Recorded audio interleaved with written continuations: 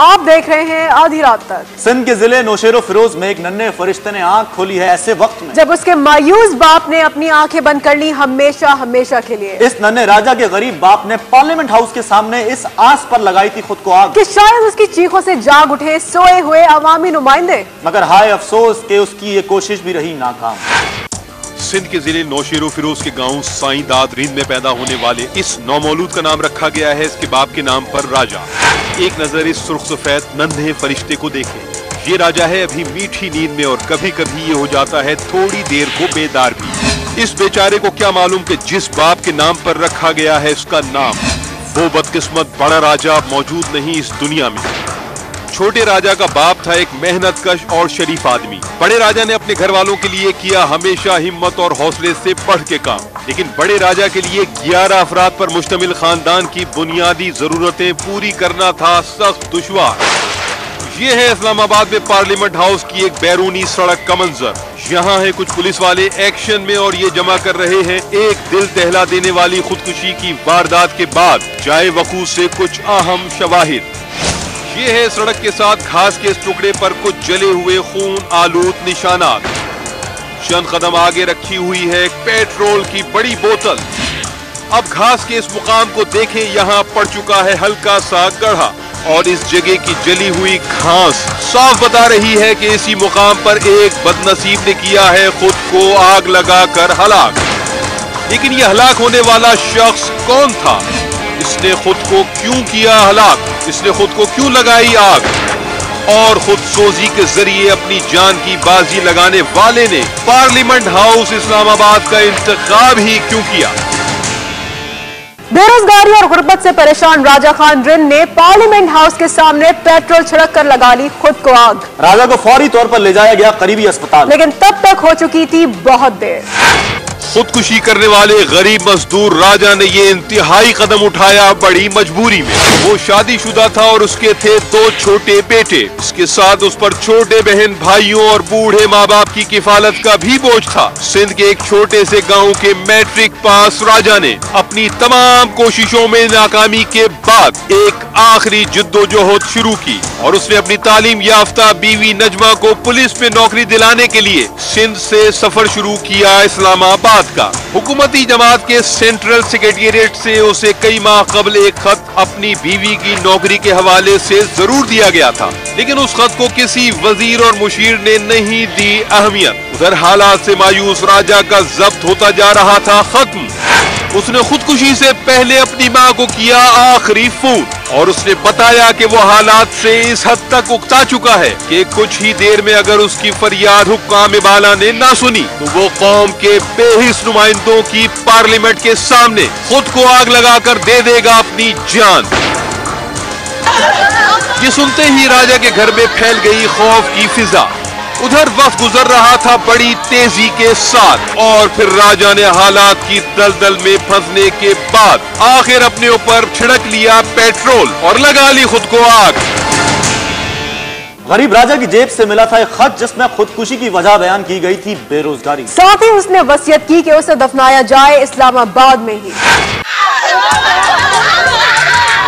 راجہ کی خودکشی نے پورے ملک کو ایک لمحے کے لیے جھنجھوڑ دیا۔ عوامی طبقات کے ساتھ اعلیٰ حکومتی حلقے بھی ہل گئے۔ غریب راجہ کے ماں باپ اور بھائیوں کے پاس اتنے پیسے نہ تھے کہ وہ راجہ کی لاش لینے کے لیے جا سکتے اسلام آباد۔ اس مرحلے پر حکومت کی جانب سے ایک احسان ضرور کیا گیا کہ خودکشی کرنے والے راجہ کے باپ اور بھائی کو بائی ایئر اسلام آباد بلا کر راجہ کی لاش کر دی گئی ان کے حوالے تاکہ وہ راجہ کو دفنا سکے اپنے آبائی گاؤں میں۔ جب راجہ کی لاش پہنچی سائیں داد رند گاؤں میں تو ہر طرف مچ گیا کوہرام۔ راجہ کی بوڑھی ماں تھی اس موقع پر انتہائی غمزدہ۔ یہ مجبور عورت رو رو کے کرتی رہی لوگوں سے فریاد کہ کہیں سے میرا بیٹا لا دو۔ راجہ کا باپ اور بھائی بھی تھے اس لمحے پر آپ دیدہ۔ راجہ کی بیوی تو غم سے تھی اتنی نڈھال کہ زمین پر بیٹھے بیٹھے چیخ چیخ کر رہی تھی فریاد، مگر سب سے زیادہ بری حالت تھی راجہ کی ماں کی۔ وہ روتی جاتی اور سر پیٹتی جاتی اور کرتی جاتی فریاد۔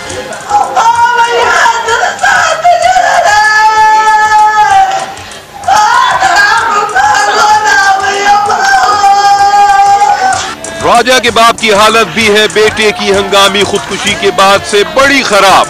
ये गरीब भी बेटे को याद करके बेख्तियार रो पड़ता है और बताता है कि राजा की खुदकुशी पर भी हुक्कामे वाला के कान पर जूं तक न रेंगी और किसी ने अब तक हमारी खबर न ली।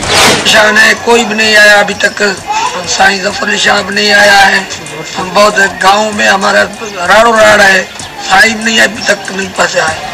राजा की अचानक खुदसोजी ने उसकी बीवी नजमा को कर दिया है गम से बेहाल। उसने कभी भूले से भी न सोचा था कि उसका शौहर और दुख दर्द का साथी उसे यूं कर जाएगा हमेशा के लिए तन्हा और उसके बच्चे यूं हो जाएंगे बेआसरा। ये गरीबी देती है रो रो के दुहाई।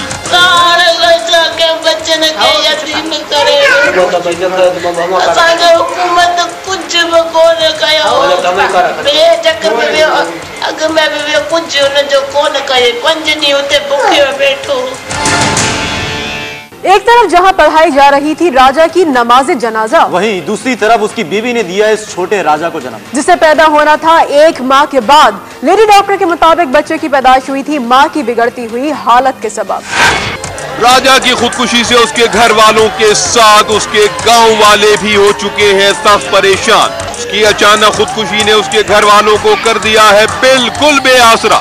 ऐसे कड़े हालात में सबकी निगाहें लगी हुई थी हुक्कामे बाला की तरफ कि राजा के जीते जी तो हुक्मरानों ने कुछ न किया, शायद उसकी सनसनीखेज मौत के बाद ही कोई दुखी खानदान की सुन ले फरियाद।